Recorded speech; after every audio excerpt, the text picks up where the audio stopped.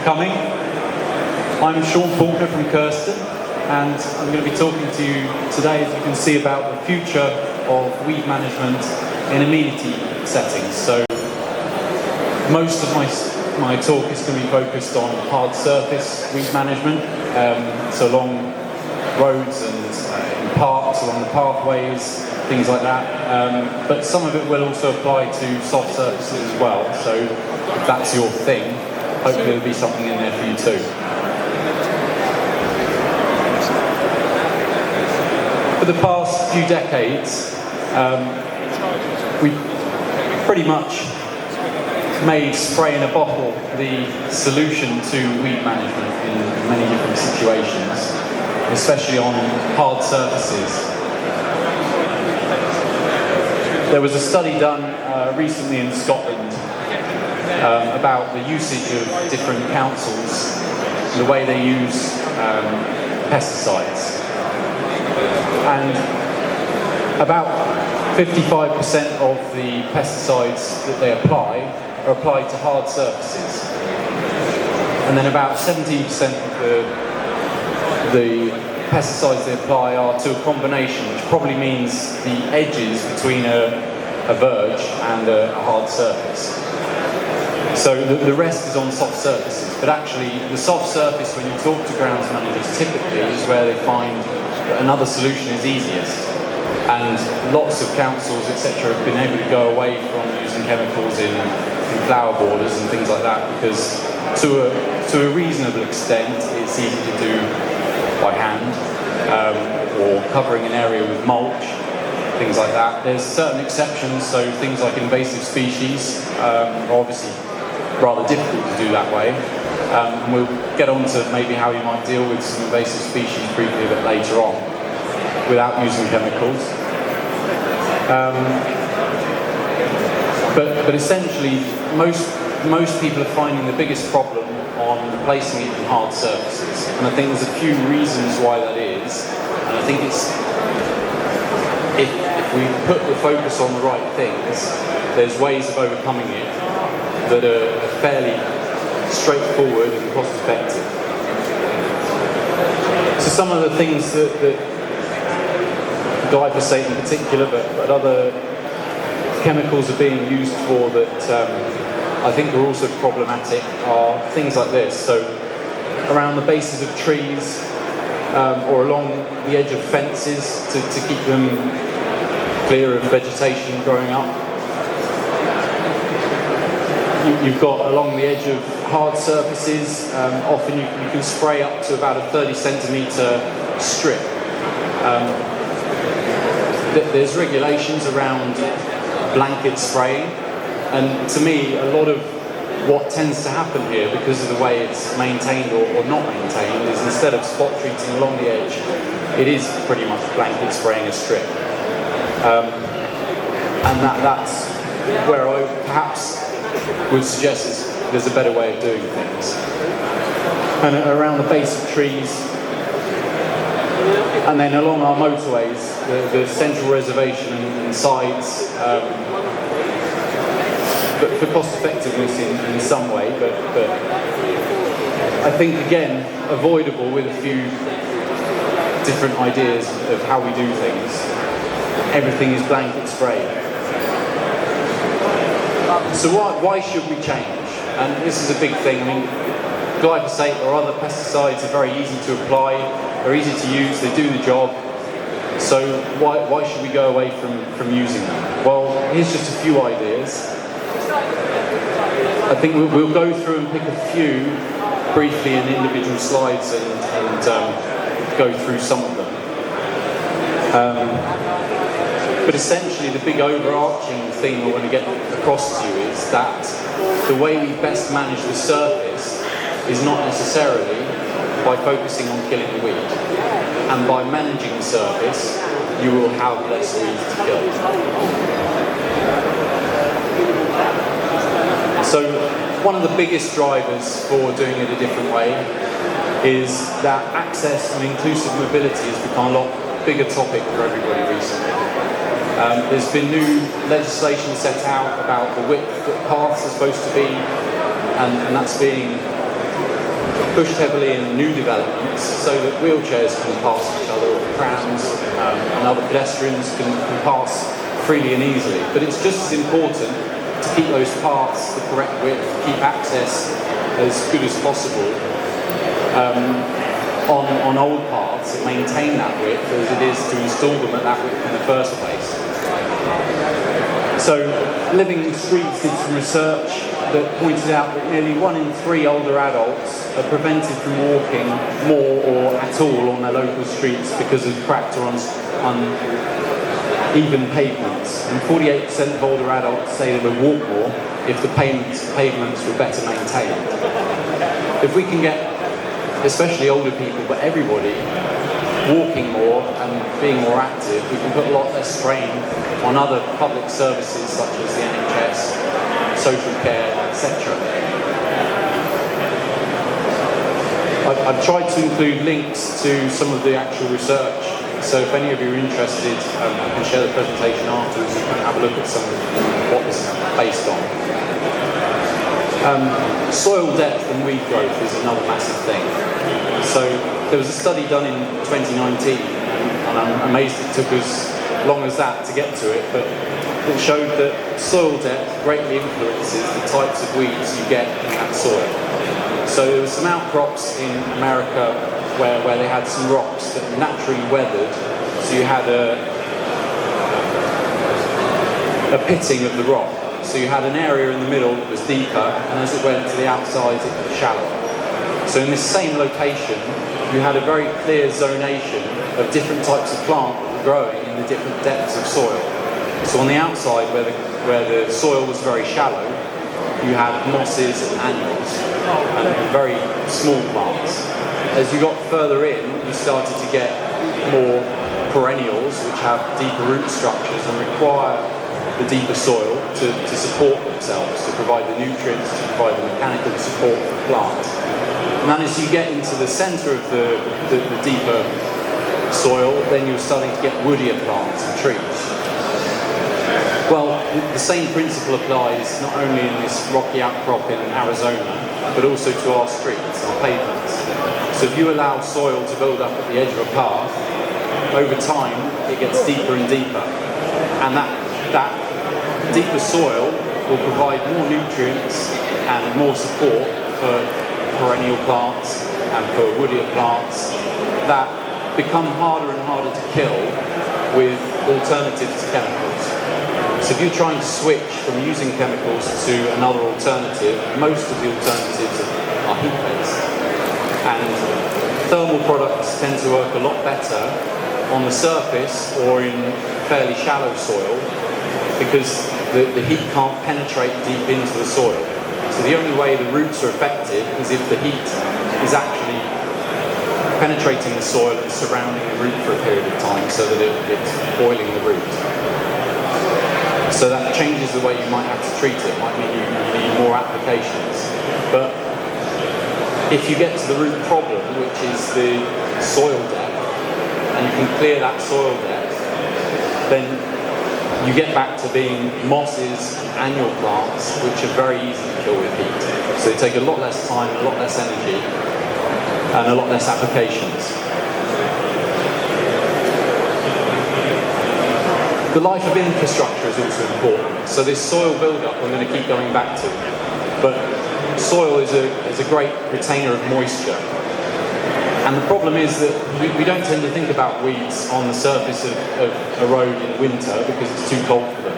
But that soil is still there. And it's holding all the moisture. And when it freezes, it expands. And it gets into any cracks and crevices in the surface and forces it open and causes damage.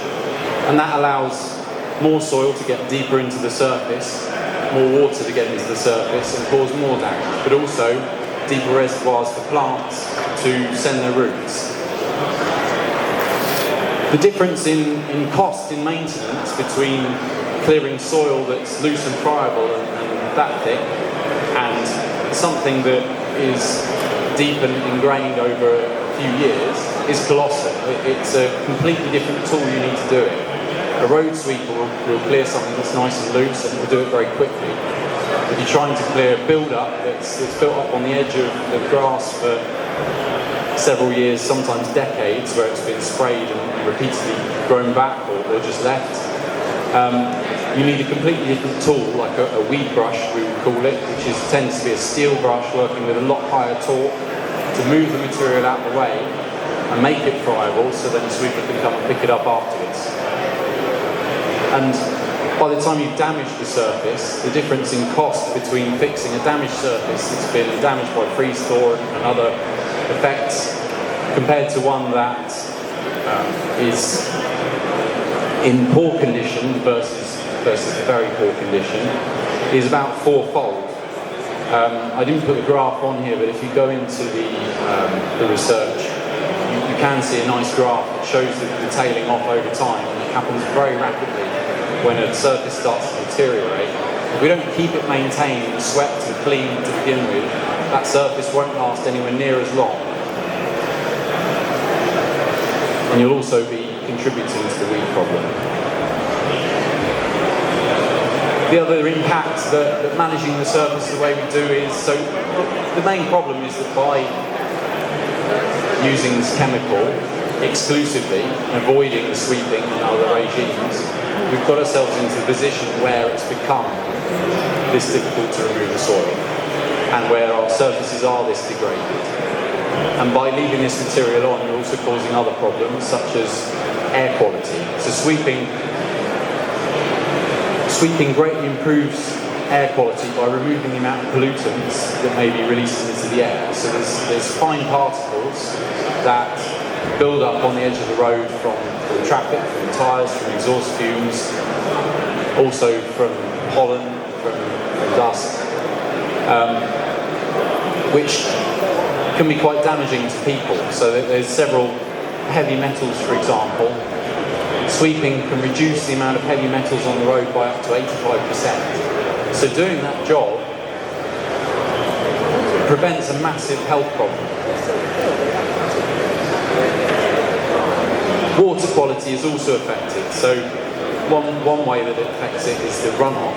On hard surfaces, the runoff is exaggerated because the chemical can't penetrate the surface. It's running off into our drains and down straight into the water system.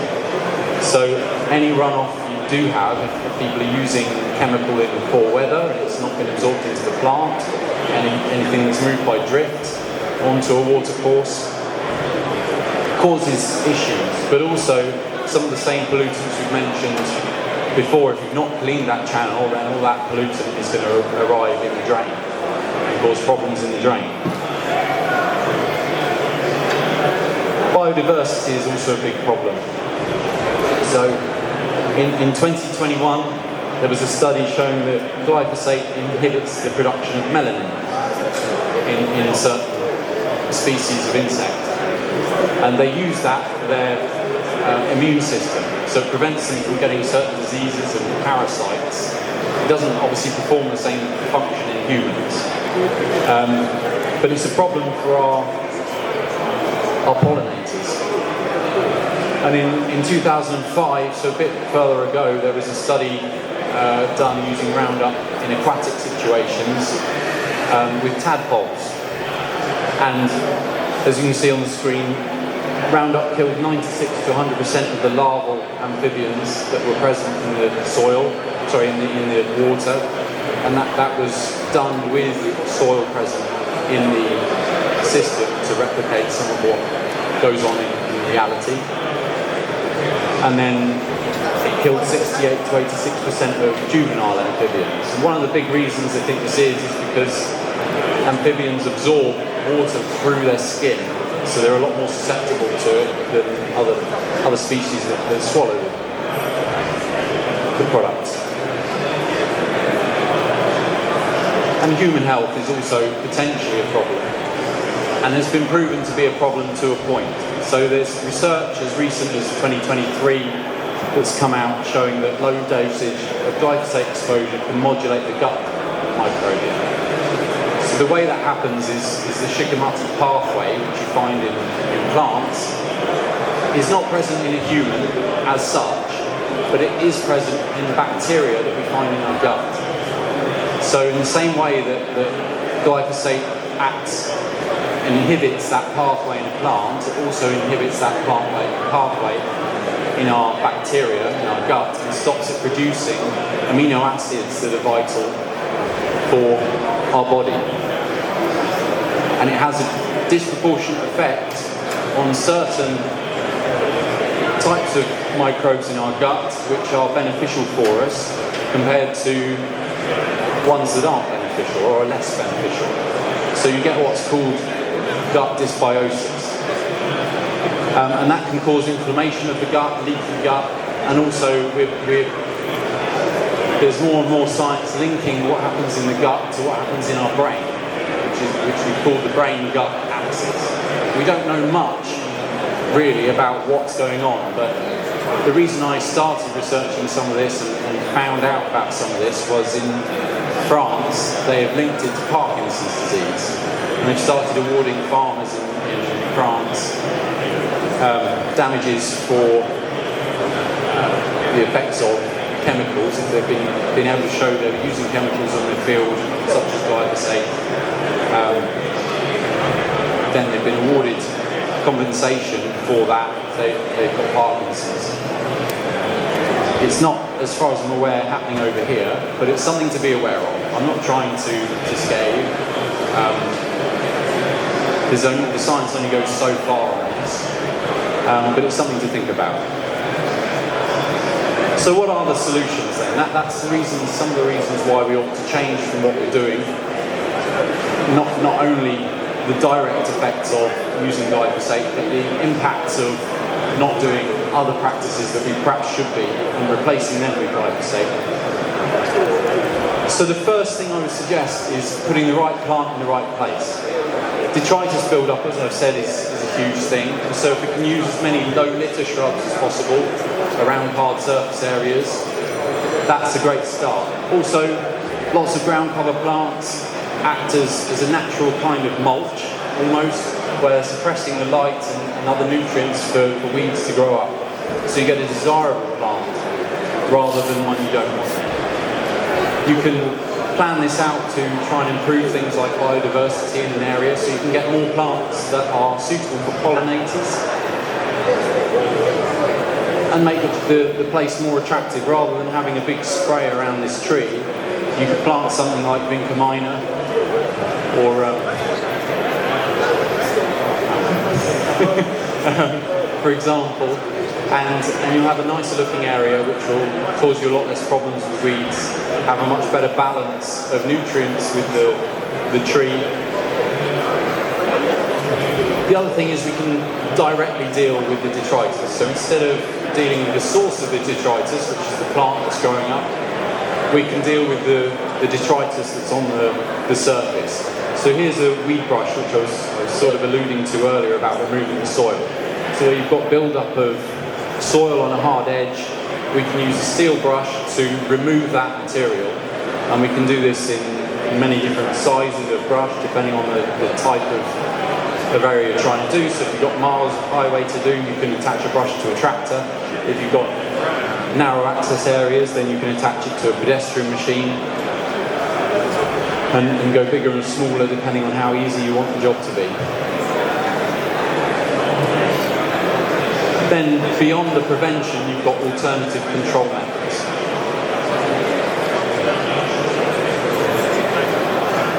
So brand new this year, we've got some various electricity weeding devices. This particular one is a walk-behind machine. You've got electrodes underneath the machine that apply the current to the surface. It's using, in this particular case, about 10,000 volts, so that it's overcoming the resistance in the hard surface to create a loop back to itself. And that sends the electricity through the roots of the plant, so you're boiling the plant from the inside out. And that creates a very systemic kill. There's different tools that are suitable for different surfaces. So this particular tool will work on block paving, gravel, tarmac, things like that have got quite high resistance because of the voltage that it's working at. and you can use a forward speed of about 3 kilometers an hour, and it's treating about 65 centimeters width. You've got side shift on there, so you can treat right up to curb edges.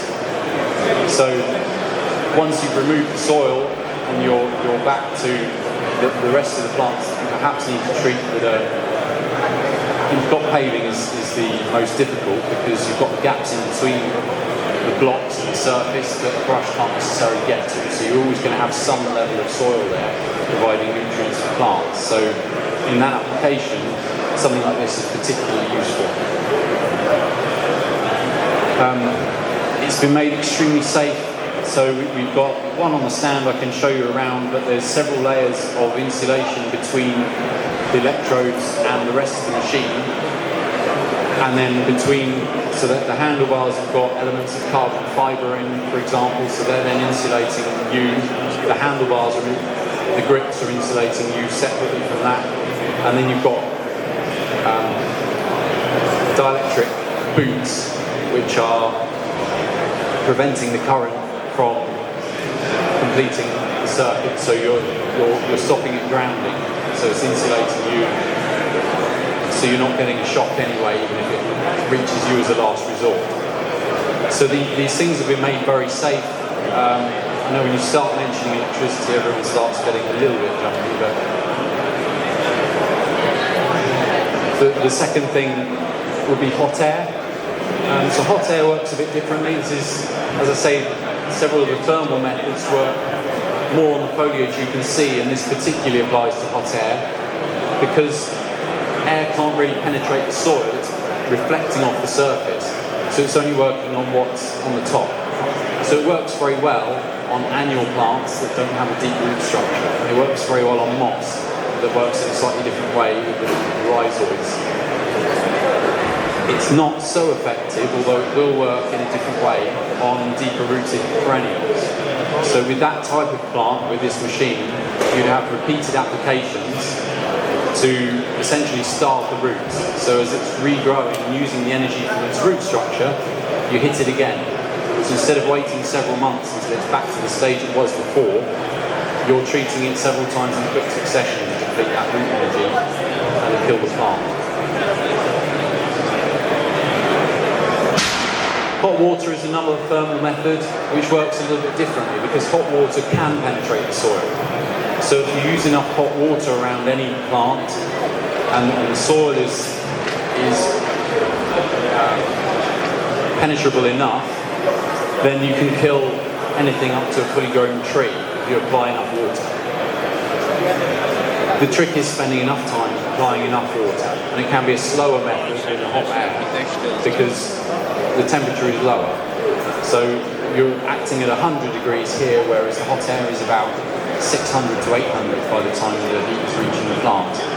So whereas with hot air you can just pass straight over quite quickly at more or less walking speed, a slow walking speed, with this you have to cover the plant fully for a second or two to wilt what's on the top. You can see it wilting quite quickly and easily when you're doing it, and that will be a good judge of how effective you've been. But if you've got something deeper rooted, you need to make sure you've got time and enough water for it to penetrate and surround the roots in the soil. And soil acts as a really good insulator. So if you apply the hot water to the soil and you tested the temperature, if you came back in about half an hour's time, the temperature gauge would still read about 60 degrees. So it's kept there boiling away at the roots for quite a period of time. So it can be quite an effective solution on perennials as long as you've applied enough. This brings us back a little bit to, again, changing the soil type. Sorry to bang on about that. But where you've changed the types of plants and changed it to smaller annuals and mosses, they're a lot quicker to kill the heat because you can pass over them a lot quicker.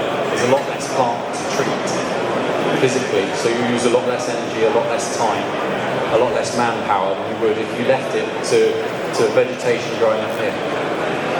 The other thing to bear in mind because of that is the time of year you treat the plant.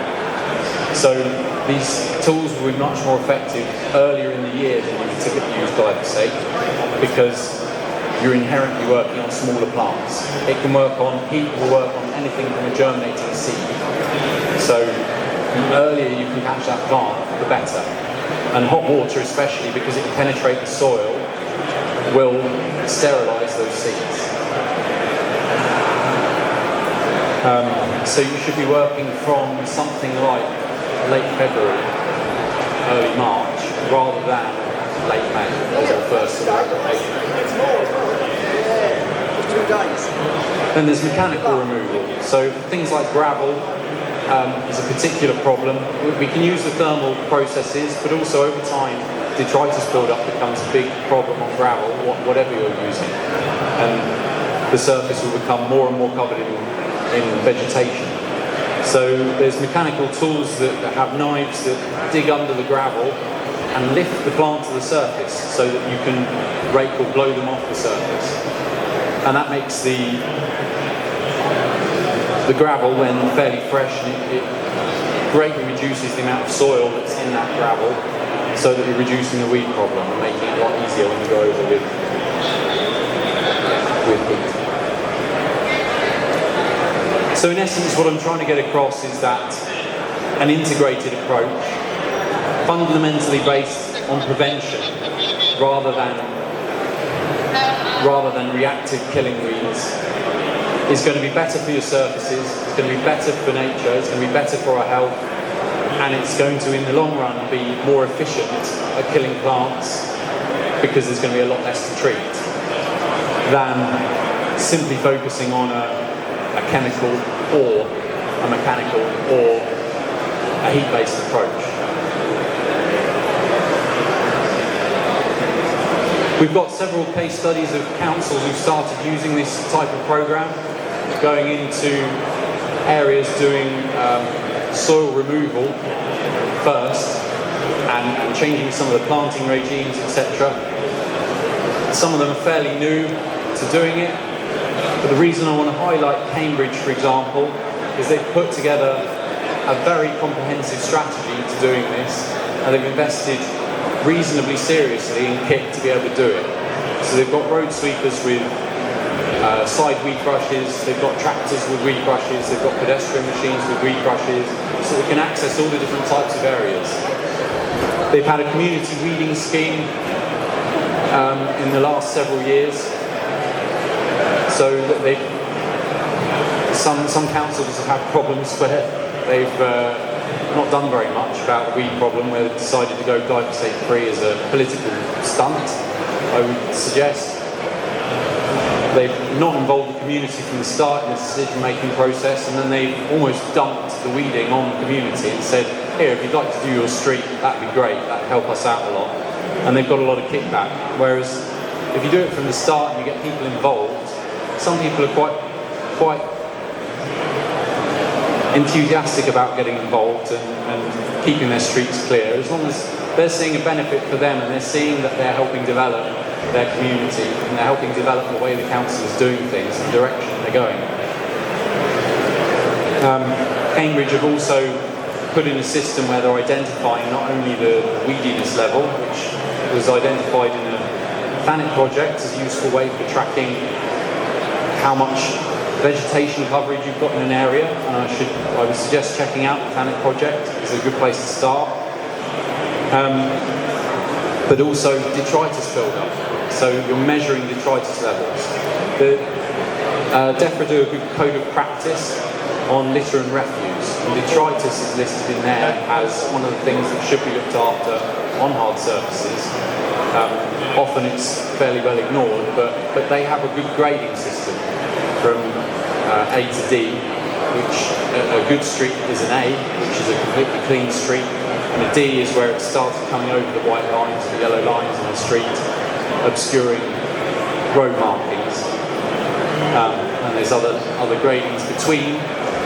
And if you can keep and identify that, if you can identify sources of detritus that need dealing with, overgrown trees, types of vegetation producing a lot of litter, all that kind of thing, is a good way of getting a starting point where you are now, and then building in a plan how you deal with it, and coming back later and saying, well, this is what we've improved, here's where we still need to improve, and tackling from the worst affected areas of detritus build-up to the less affected.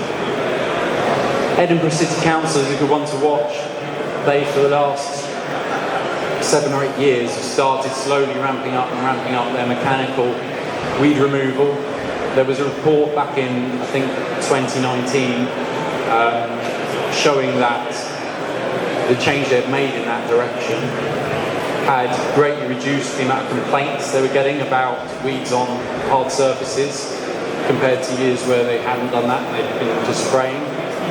And they have steadily increased that, and are now at the point where this year they're suggesting banning, well, they are banning chemicals in public parks, and the following year they're going to phase out chemicals in the rest of the urban environment. Hull City Council haven't got a policy, but they're unwittingly doing something that's very interesting. So they introduced a Love Your Neighbourhood campaign, and they've put £1 million a year, which is quite a substantial budget for this sort of thing, into tidying up the communities where people are living. So they've bought several different weed brushes, they've also bought extra sweeping lorries, they've employed about 30 staff to go out and clean the streets and bring back the edges, so you've got full widths of paths, they're cleaning graffiti, they're doing all sorts of things to tidy up and maintain the surfaces and make the place look better. And a knock-on effect of that, it's not been that long, it was only instigated last year, but as far as we can tell from anecdotal evidence people I've spoken to, the level of glyphosate needed in that particular area where they've sprayed, the feedback from the people in those areas, so the glyphosate that's needed has been less, and the feedback from those areas has been very positive. Now I can't guarantee that's all down to the system they're using, because the weather this year, for example, has been very different to the weather last year and the year before. So there's various different factors that might affect the levels of glyphosate use. But I would say that's certainly a positive indication that this system is working very well for them. They didn't do it to reduce their glyphosate use, but that seems to be one of the side effects that it's having. Thank you very much for listening. If you've got any questions, I think hopefully we've got quite a few minutes to take them. Only got about half an hour. Otherwise, if you want, we've got a stand. I'm with Kersten UK. We have a stand over in the Grand Pavilion, and we'd be happy to talk to you and show you around some of the equipment that we've got there, some of the alternatives that we do. And we've got some booklets on creating an integrated weed management strategy, similar to the one that Cambridge have done. And that applies to councils, but it also applies to individual sites as well, certainly large sites, talking with people like airports and parks and things like that need to be managed. Anybody any questions? Yeah. The water is 100 degrees, so there's a couple of different versions we do of the water. There's one that's heated via electricity, and there's one that's heated on demand using diesel, using a generator. So depending on the size of site you have and the type of weeding you're trying to do will determine what type of product you use. But the ones that are using electricity to heat the water on bulk and then store it hot, they're heating the water to 110 degrees, and then that's kept under pressure in basically a big thermos flask to keep it hot for about 10 hours. And you can take that to wherever you like and apply the water. Obviously when the water has run out in the tank, you've got no new hot source of water until you've taken it back, filled it up and reheated it again. So it tends to be good for individual sites, places like plant nurseries where you need a lot of spot treating around pots and things like that. Because when you stop and start the trigger, there's no decrease in the temperature. It's always coming out at that 100 degrees. By the time it's got through the pipe, it's at least 100 degrees at the nozzle. Whereas with the diesel engine, there's potential when you're stopping and starting the boiler to reduce the temperature of the water. So the diesel machines tend to be hold and use machine rather than a spot treatment machine.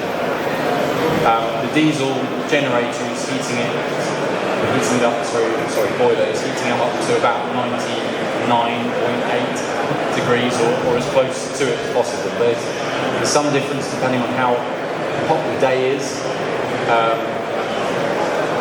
because it's heating it, essentially elevating the temperature by a certain amount rather than necessarily regulating it at a set temperature.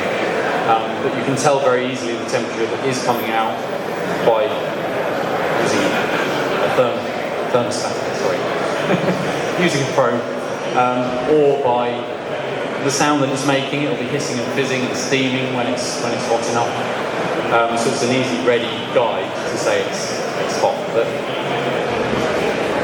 the hotter the temperature is, the more effective, the quicker it's going to be. And you want, another side point is that you want water rather than steam. So steam has the molecules are smaller, it has a much larger surface area. So steam loses its heat very quickly. Whereas water, if you keep it in liquid form for as long as possible, it retains the heat much better because it's got a much smaller surface area. And therefore it's more effective at delivering heat to the plant. So if you try and apply heat with a pressure washer, for example, a hot water pressure washer won't apply the same amount of heat. If you hold a hot water pressure washer out at this distance, chances are you're not going to burn your hand and send yourself to hospital. If you send something at low pressure where you haven't atomised the water and you put that on your hand at that distance, you are going to hospital. It's going to burn your hand. But it's also going to have a much better effect on the plants in the soil. Hopefully that's answered the question. How big is the tank? So there's several different size tanks. We do a budget version that's 25 litres. That's for doing private gardens, really. Some larger customers have got a couple and they swap them out. So they take around an hour or a bit less to heat. And then you've got about 20 minutes trigger time.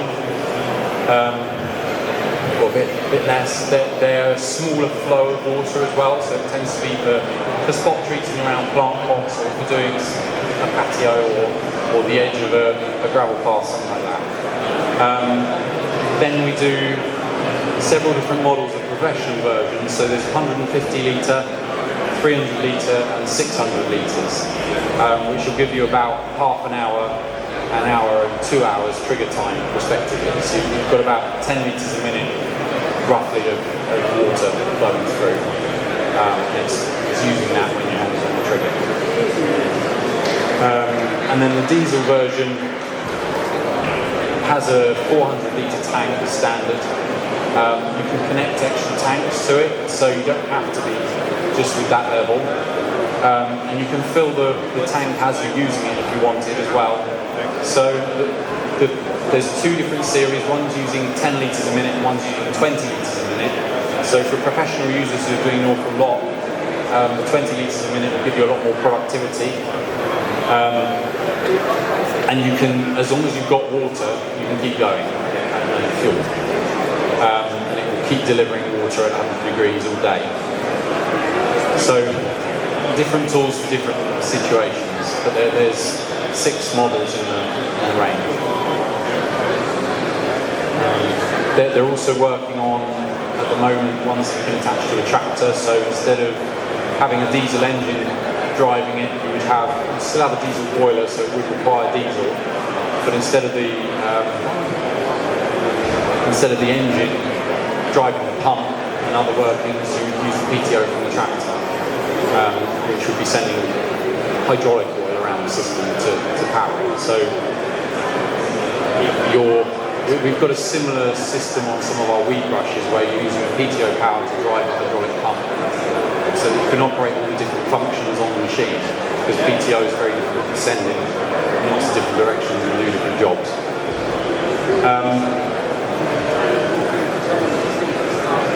So there's other things then coming along. There's other things being developed in that market. There's other things being developed in the electricity market. So we've now started to get electric machines on tractors, which you can have a sidearm, for example, so for doing motorway embankments or the sides of canals, that kind of thing. You could have the tractor with the sidearm running along the footpath, and you can be delivering the electrocution to the plants on the backway. And that will work on, for example, the areas of the Japanese knotweed that you're doing. So I said we'd come to that. So there's two systems we do, the tractor-mounted version of the electricity and also a hand lance, which used to be done by root wave. That's been purchased by Kersten. We're now doing that product, and then we'll have developments over time on that. But that works.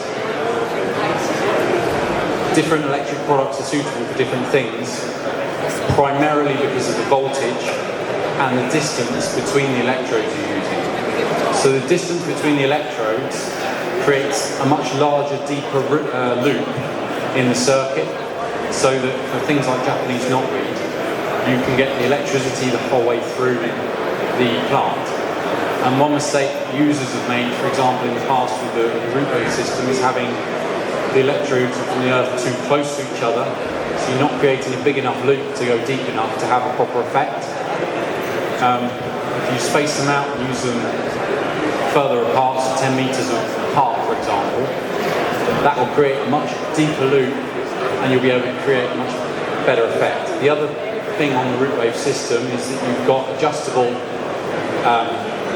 voltage, so you can change the voltage from 3,000 up to 6,000 volts, and depending on the plant, the size of the plant, that's very important. So if you're delivering too high a voltage to a plant too quickly, you'll burn through it before you've sent enough electricity through the plant to boil the roots. So what we try and do is reduce the voltage, so that you're taking longer over that plant, you're heating it up slightly slower, but you're able to maintain the contact with the plant long enough to deliver the electricity all the way through the plant.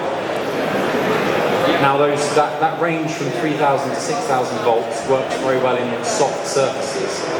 The tractor-mounted machines are about 6,000 volts, and you tend to be going over the surface at a consistent level, and the electrodes are set on the machine a certain distance apart. It's using slightly different technology, so the distances don't necessarily equate to the same as with the handheld machine.